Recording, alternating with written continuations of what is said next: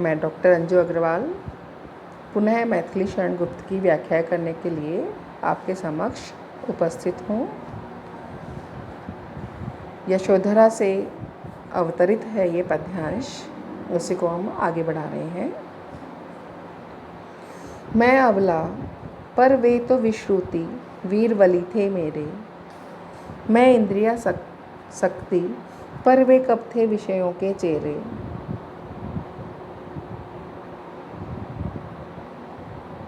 अई मेरे अर्धांगी भाव क्या विषय मात्र थे तेरे, हाँ अपने अंचल में किसने ये अंगार बिखेरे।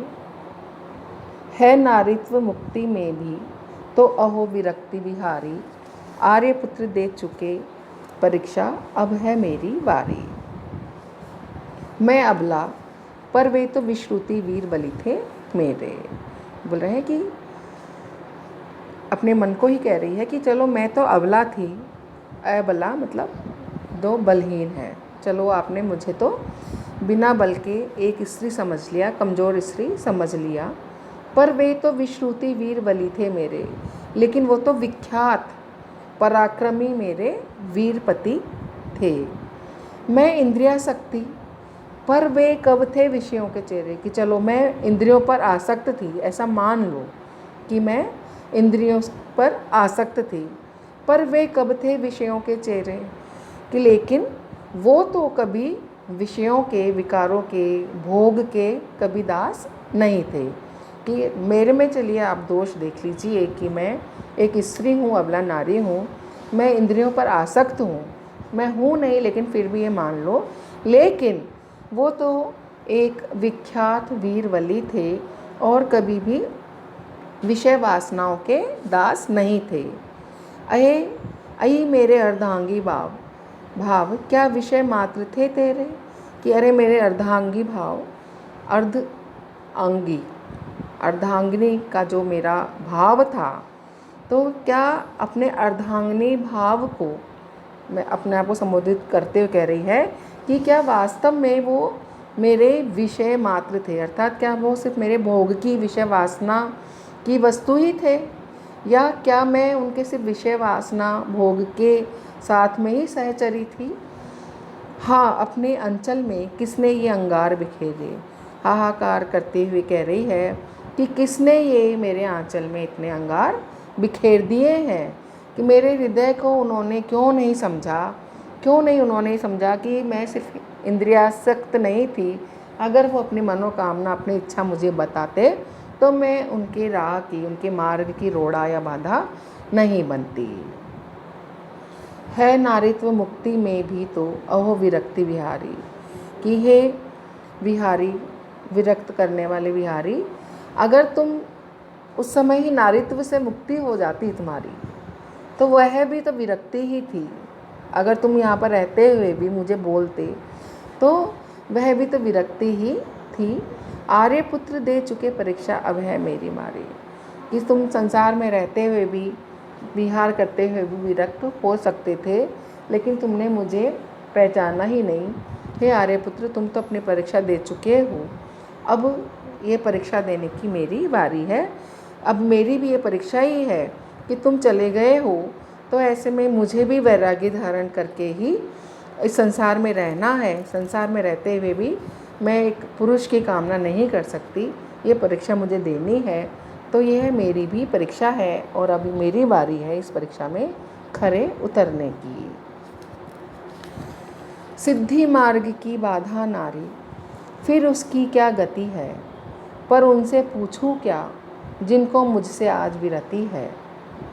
अर्ध विश्व में व्याप्त शुभाशुभ मेरी भी कुछ मति है, मैं भी नहीं अनाथ जगत में, मेरा भी प्रभुपति है। यदि मैं पतिव्रता तो मुझको कौन भय भारी, आर्यपुत्र दे चुके परीक्षा अब है मेरी बारी। बोल रहे हैं सिद्धि मार्ग की बाधा नारी, कि अगर मुक्ति प्राप्ति के लिए स्त्री को छोड़ना ही आवश्यक है, क्या सिद्धि मार्ग की जो नारी है, स्त्री है, वो बाधा है। प्रश्न कर रही है कि वास्तव में क्या सिद्धि मार्ग स्त्री के होते हुए प्राप्त नहीं किया जा सकता, ऐसा कैसे इसके अंदर इस संसार में सोचा जाता है या समझा जाता है कि सिद्धि मार्ग की बाधा स्त्री है, नारी है। फिर उसकी क्या गति है कि अगर सिद्धि के मार्ग में तुम स्त्री को बाधा समझते हो तो फिर उस स्त्री की क्या गति है, उसकी क्या दशा है, उसकी क्या राह है, उसके बारे में क्या सोचा जाए अगर तुम उसी को बाधा समझते हो। पर मैं उनसे पूछूं क्या जिनको मुझसे आज वीरति है। यहाँ पर यशोधरा कह रही है, उसके दिमाग में, मस्तिष्क में अनेक प्रश्न आ रहे हैं, लेकिन कि भाई स्त्री की क्या गति है, सिद्धि के मार्ग में तुम उनको बाधा समझ करके उसको त्याग गए हो तो उसकी क्या गति है, उसकी क्या दशा है, उसकी कैसे मुक्ति होगी, उसको कैसे सिद्धि की प्राप्ति होगी। तो बोल रही लेकिन कि मैं उनसे क्या पूछूं जिनको मुझसे आज इतनी विरक्ति है, जो मुझको छोड़ करके चले गए हैं, मुझसे अलग हो गए हैं। अर्ध विश्व में व्याप्त शुभाशुभ मेरी भी कुछ मति है। अब यहाँ पर माननीय यशोधरा जो है कह रही है कि इस अर्ध विश्व में, अर्थात ये जो आधा विश्व है जिसमें कि स्त्रियों का है, जो इसमें स्त्री और पुरुष विश्व में दो लिंग हैं, तो आधा विश्व स्त्रियों का है। तो इस आधे विश्व में शुभ और अशुभ के बारे में सोचने की मेरी भी कुछ बुद्धि है, मेरे भी कुछ विचार है। इस विश्व में मैं भी व्याप्त हूँ और अगर मैं संसार का आधा हिस्सा हूँ तो मेरी भी कुछ बुद्धि है, शुभ अशुभ में मेरा भी कोई योगदान है, मैं भी कुछ सोच सकती हूँ। तुमने मुझे कैसे अपने मार्ग की बाधा समझ लिया। मैं भी नहीं अनाथ जगत में मेरा भी प्रभुपति है कि मैं स्त्री हूँ और मैं सिद्धि मार्ग में बाधा हूँ। तुमने मुझे ये सोच करके त्याग दिया, लेकिन इस संसार में मैं भी अनाथ नहीं हूँ। जैसे संसार में सबका स्वामी, सबका प्रभु, सबका ईश्वर प्रभु है, तो मुझ स्त्री का भी इस संसार में पति प्रभु ही है, स्वामी प्रभु ही है। मैं भी अनाथ नहीं हूँ, मेरे नाथ भी प्रभु हैं, ईश्वर हैं। यदि मैं प्रतिव्रता तो मुझको कौन भार भय भारी।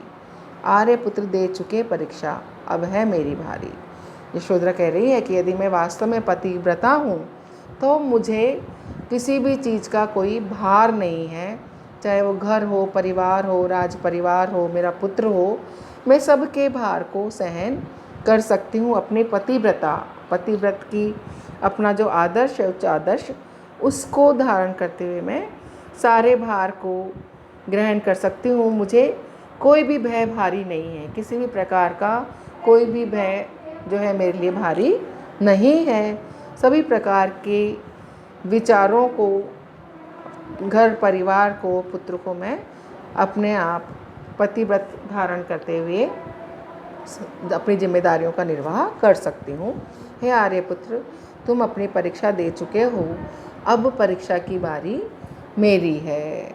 तो यहाँ पर यशोधरा जो है, उसके जीवन में जो भी द्वंद्वात्मकता है, प्रेम है, अनुराग है, कर्तव्य है, ग्लानि भी आती है, साधना भी आती है, इन सभी भावों का सामंजस्य मैथिली शरण गुप्त ने यशोधरा में दिखाया है।